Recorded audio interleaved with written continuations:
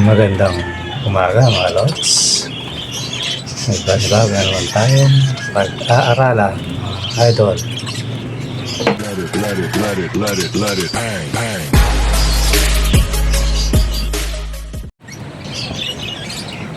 Magandang umaga mga lods. Ngayon may panibago na naman tayong tutuklasin sa mutation ng ating mga alagang baji para kits yan mga lods. Ngayon mga lods, galing tayo sa dun sa paksa natin ng isang araw. So yung tinutuklas natin paksa tuloy, pwede rin naman. Galing na tayo sa normal,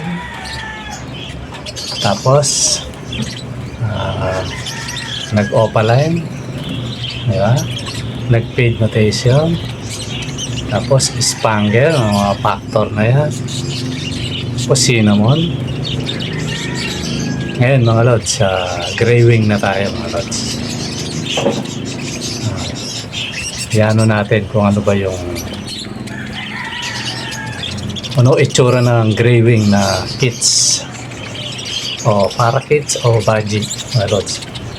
Totally dito tayo sa kasi mga basic lang naman yung pinag-aaralan natin mga idol o mga lods.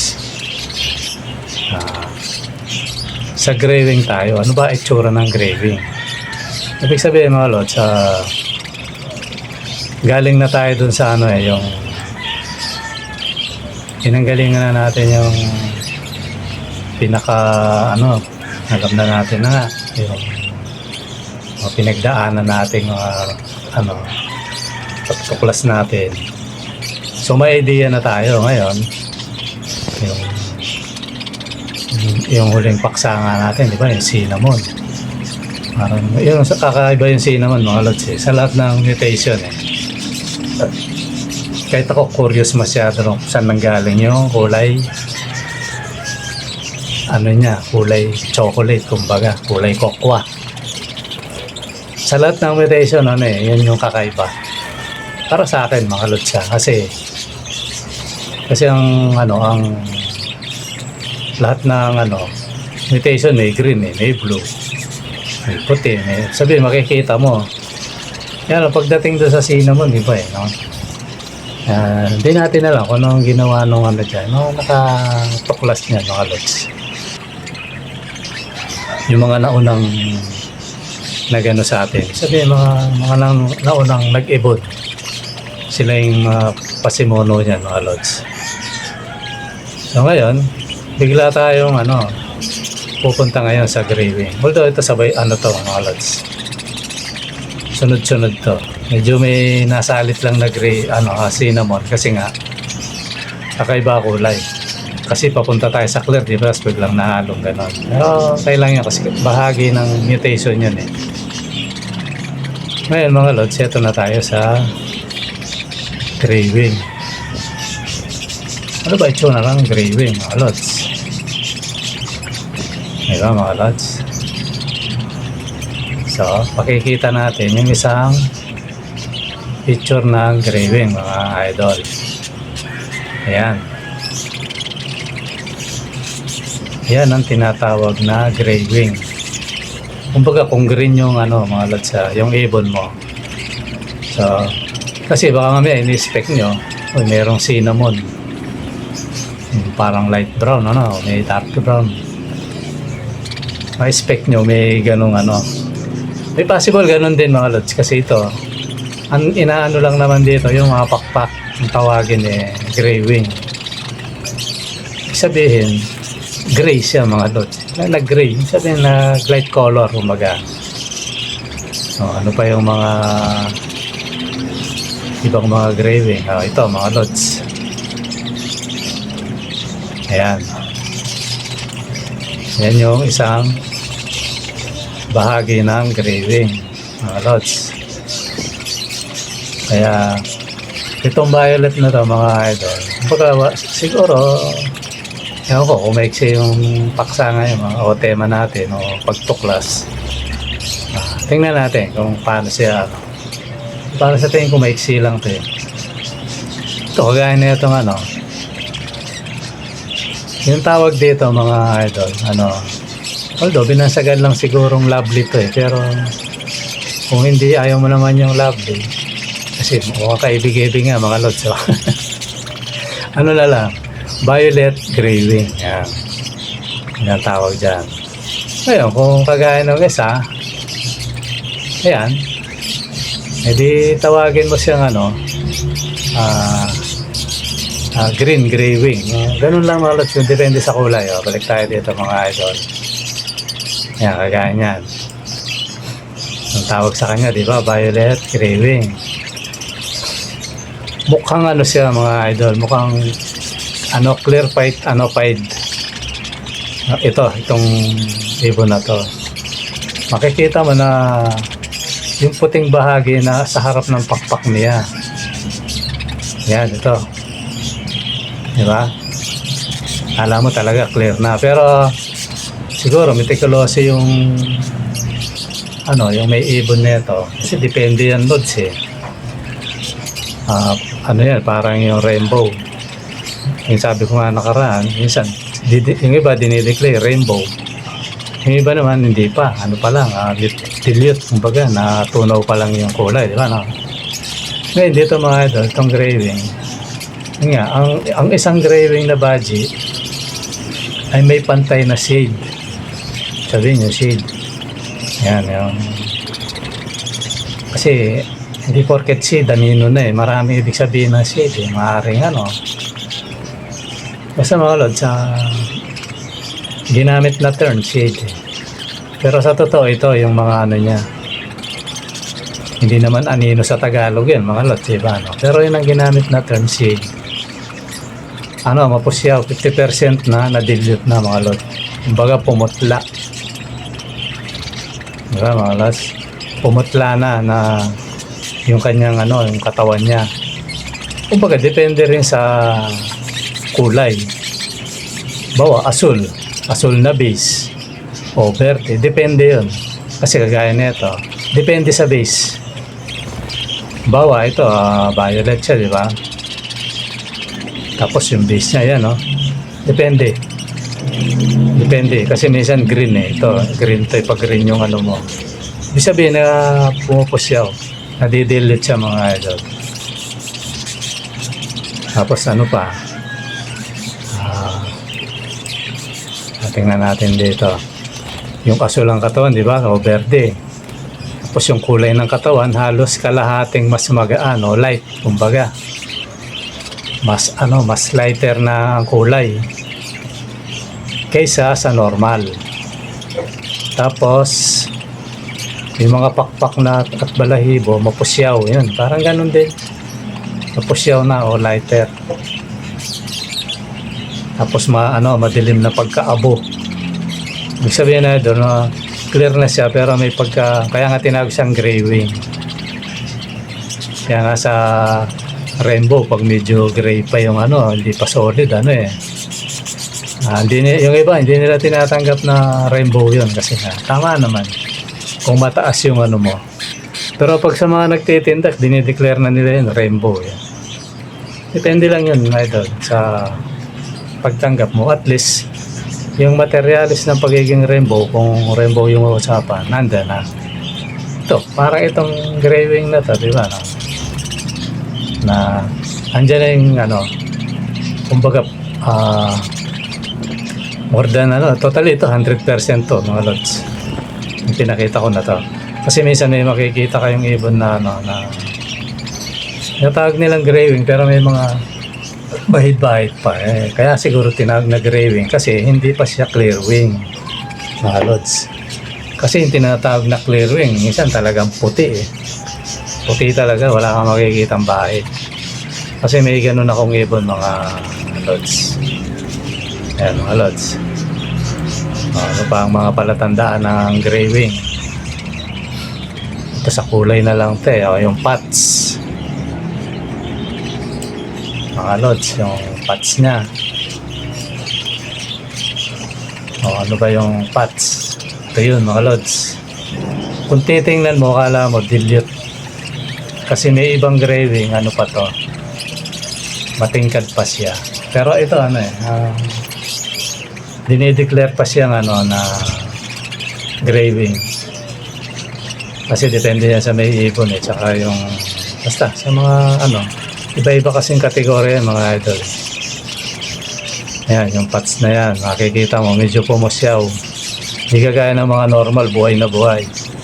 Sa graving minsan, ano na to mga idol, pumupusyaw to. Ito yung mga ano, yung violet sa lalamunan. Isa nagiging ano rin yan, pumupusyaw kumbaga. Pisngi niya.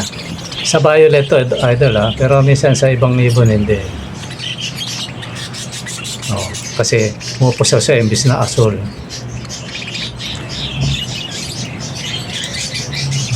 Ito pala mga idol, tinatawag na ano to, full body graving. Ayan. Yan ang ibon na yan, full body graving. Ibig sabihin, ano, wala ka na makikitang ibang ano, nasalit kasi may sa mga lods, diba? Kung babalik tayo doon sa ano, sa ibang ibon, minsan dito may dungis, dito. Ito full body. Ibig sabihin, yung kabuuan ng katawan niya, ano siya? Itong ibig sabihin, itong mga baring na to, na full na siya mga lods. Wala nang ano. Pero hindi sa lahat ng ano, mga lods Hindi sa lahat ng pagkakataon kasi meron. Mamaya may pakikita ko sa inyo. Ano, hindi ganun ka, ano. Mga tama rin konti-konti. Pero dinideclare na graving kasi kaya nga graving pa lang mga lods. Hindi pa siya clear wing. Kasi iba yung graving sa clear wing. Kumbaga yung katawan ng katawan, depende sa color 50% na. Parang nadidilute na siya mga lods. 50%. Sabihin, pumusyaw na yung kulay niya. Kumpara mo doon sa normal. Mga lods, ngayon may pakikita akong iba. Ayan.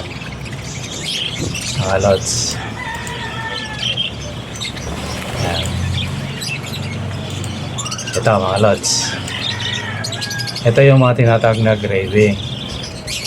Ayan, kagaya nito, kita mo. Yung katawan niya, ano lang kasi ito shade Pero kung makikita mo, wala dito. Ito kagaya nito, cobalt siya mga lods. Ito. Yung ibon na to cobalt to Pero kita mo yung pakpak, nag-gray na, imbis na yung itim, di ba no? Pumusyaw na sabihin natatalo na yung ano, yung itim, naging gray na, kaya tinatawag na graving. Ito rin, yung pinaka-base niya dilaw, pero merong gray. Yan yung tinatawag na graving. Yan, ganyan. Mas lalo naman yung ano, ito, talagang ano, may ibon akong ganito nabili nung ka-idol natin, mga kalots natin Yun talaga, ano, kulay blue siya Hindi matandaan kung anong klaseng pagka-blue, cobalt ba o blue na, kasi maraming klaseng blue mga kalots Solid yun, solid na ganito. Tapos blue siya, maganda. Minsan nahanapin ko yun sa ano, pagkikita ko sa inyo. Meron akong ano nun may files ako nun Ayan. Solid siya na blue, tapos maganda yung pagka-blue.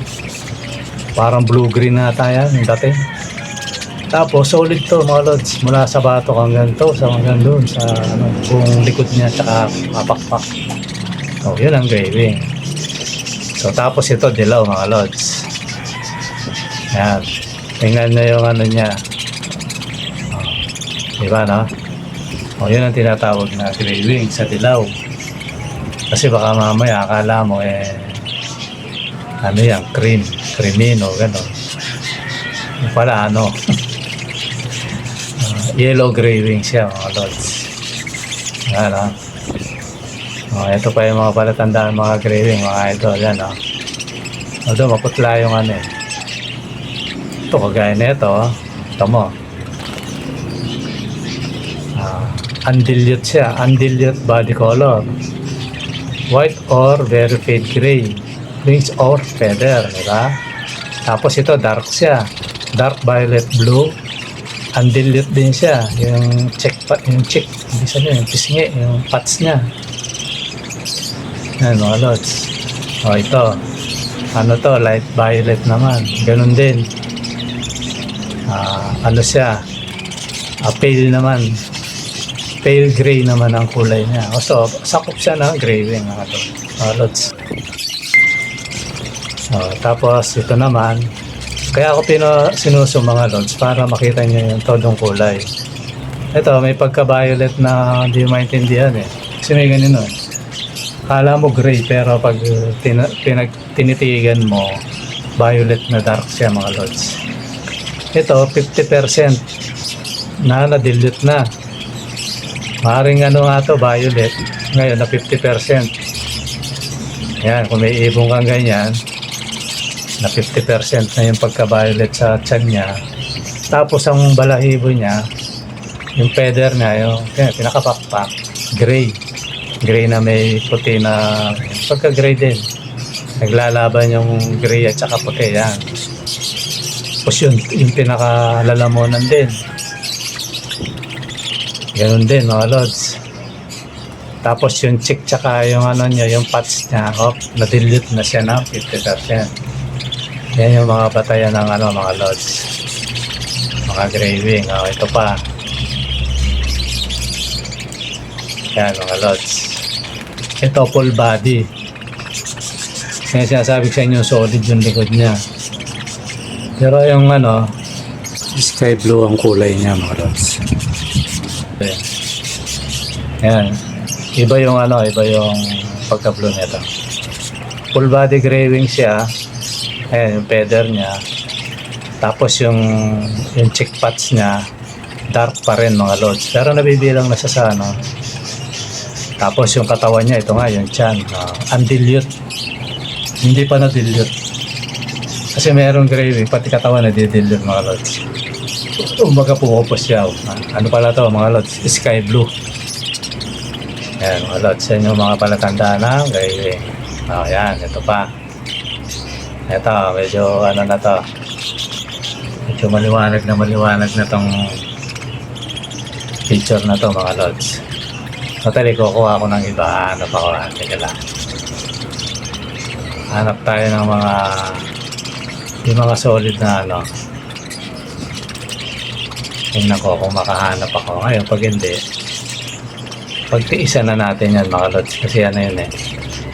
Sa mga alaga ako kasi mahirap wala mga lods eh. Maano naman yan, malinaw naman yung ano na yan, yung ito pala, meron pala dito. Ayan. Ito mga lods. Ito violet to mga lods. Violet na full gray wing. Ayan, kagaya ng isa na yellow face. Tapos medyo na-dilute na yung ano niya. So kung ang ibon mo ganyan mga lods. So bilang na yan sa ang tawag dyan full body gray wing mga lods. Kasi minsan parang dito lang ewan ko lang kung sa mga pag in-upload kung makikita nyo kasi sa monitor dahil malinaw mga lods. Ano eh. Parang may pagka yellow siya pero siguro sa tama lang ng camera to minsan. Pero ito, full body gray wing. Pag sa personal to. Tapos 50% na na-dilute na yung ano niya. Yung pads niya sa pisngi. Tapos, yung ano niya, yung katawan niya, ano eh. Ewan ko lang kasi nakasave. Pero parang ano, hindi siya dilute. Hindi siya na 50% yung katawan niya. Ano eh, nakaside eh. Yan, ito pa mga lods. Ito pa yung isang ano. Yan ko na lang. Zoom ko na lang mga lods kasi yan eh. Hindi kasya. Yan na lang mga lods. Ito mga idol, ano naman. Green na no. Green na gray wing. Pero kagaya na sabi ko, kasi minsan dahil marami sa pinanggalingan, minsan ang katawan niya ay dilaw. Yan. Yung ulo niya na sabihin galing sa opaline. Tapos yung katawan niya, itong pinakalikod, yellow. Tapos gray wing yung pakpak. Totally, ang tinatawag na gray wing mga lod, pinaglalabanan dito itong pakpak na to, tsaka yung pagwis. Tapos siya, yan, green yung likod. Pati yung katawan niya, green yan mga lods. Tapos mapapansin nyo, dark pa yung patch. So nabibilang sa sa gray wing mga lods. Ayun, depende na lang sa ibon mo kung full body. Tapos 50% dilute yung katawan. Yan lang yung mga katawagan doon mga idol. Kasi ito yung kanina to yan. Parehas lang. So ang malinaw dito mga idol, yung ito yung kanina na kung ganyan yung mga ibon nyo, yan, ito iba-ibang gray wing na to mga lods. Meron sobrang kinis, merong hindi naman. Yan, makinis, medyo hindi. Tapos gray wing, tapos pati ito na rin yung katawan niya, lapit na sabihin nahahawa na sa niya, sa kulay niya. Ito 50%, tapos gray wing, pero yung patch dark pa rin. Ito medyo pumusyaw na yun. Ito kagaya ng isa, full body gray wing, pero yung patch niya hindi pa rin. Diba mga lods? Kaya yan lang yung mga batayan mga lods na mga gray wing. Yan.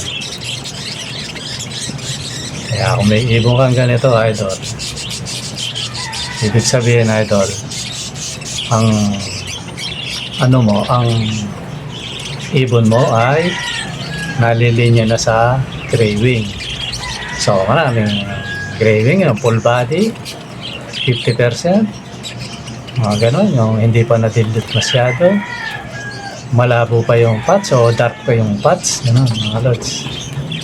So at least alam mo na kung alin yung tinatawag na gray wing mutation mga lods.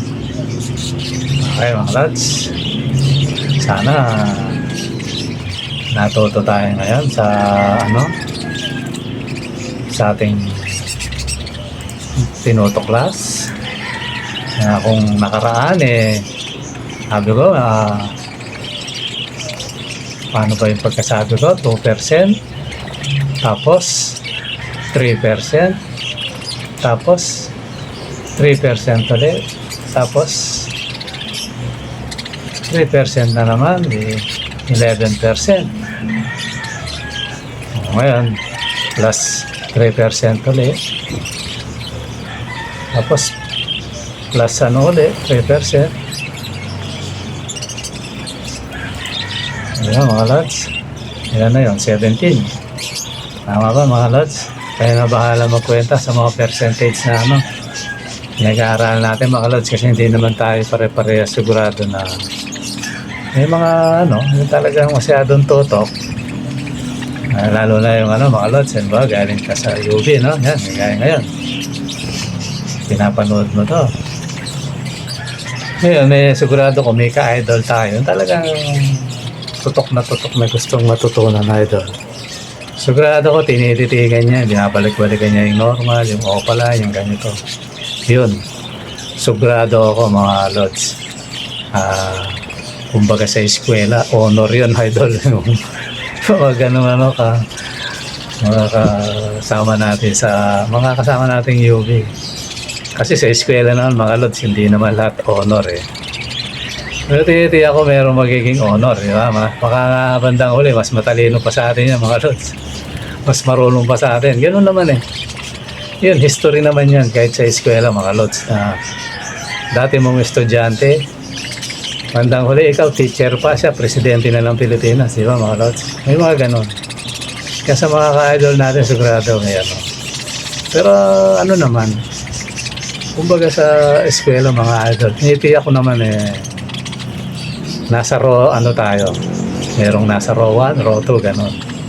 Yung iba, yung hindi masyadong interest, parang natutuwa lang sa panunod, nasa row 3 yun mga lods. Yung row 4 yun yung lang, parang siguro naglilibang lang, panonoorin. Pero pag mga ganitong discussion, hindi niya type. Gusto niya yung mga talagang ibon lang. Ayun, nasa raw core yun, kumbaga sa grade sa ibonan mga lods. Pero sa ating may mga ibon, mga mahilig sa ibon, nasa row 1, row 2 yan mga lods. Sinisiguro ko yan. Di ba mga lods? Paano mga lods? Hanggang dito na lang. At sana na kahit paano, kung may mali man akong konti, ituwid na lang ako ng mga marurunong, mga eksperto. Pero ang layon ko lang, kahit paano, siguro naman mga lods, kung may mali ako, siguro hindi naman, pakonti-konti. Kasi hindi ko naman sinasabing marunong ako mga lagi kong sinasabi, wala po akong alam. Kaya kung may mali po ako, bahala na po kayo.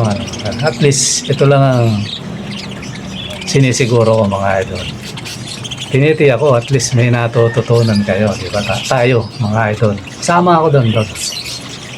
May natututunan tayo kahit pa konti-konti. Hindi tayo ignorante. At least alam mo yung kung ano na yung graving ngayon, mga idol. Kasi sigurado ko, yung opaline, alam nyo na, di ba? So, alam mo na rin yung spangle, yung dominant paid, single, tsaka double factor mga idol, di ba, no? So, ngayon, graving, nadagdagan na naman ng konti mga idol. So, ibig sabihin idol, hindi naman sa nag-aano tayo, kasi ako, wala rin naman akong alam. At least, yung kapiranggot na nalalaman ko mga idol, o natutuklasan natin, na isi-share ko sa inyo, di ba mga idol? Yun lang yan mga lods. Okay mga lods, maraming salamat sa panonood. At sana yung mga hindi pa nakasubscribe dyan, subscribe na kayo mga lods. Tapos like, yung mga kalods natin na naka-andito na. Share nyo ng share para dumami yung kaalaman natin. Maraming matuto mga lods. Share nyo sa mga kaibigan, mga kaibon din na At least pag sila na bibili, alam na nila, di ba mga lods? Di na sila innocent na, oops, napanood ko na to, yung mga ganun tira mga lods. Kasi sa totoo mga lods, may mga nag-vlog nito, kaso English. Mahirap ako, nahirapan din ako doon, parang hirap unawain. Yun, naisip ko, itagalugin natin, di ba? Para maintindihan ng mga kaibon natin, di ba mga lods? Ganun lang yung mga lods. Ayan mga lods, maraming salamat sa panonood. Bye-bye!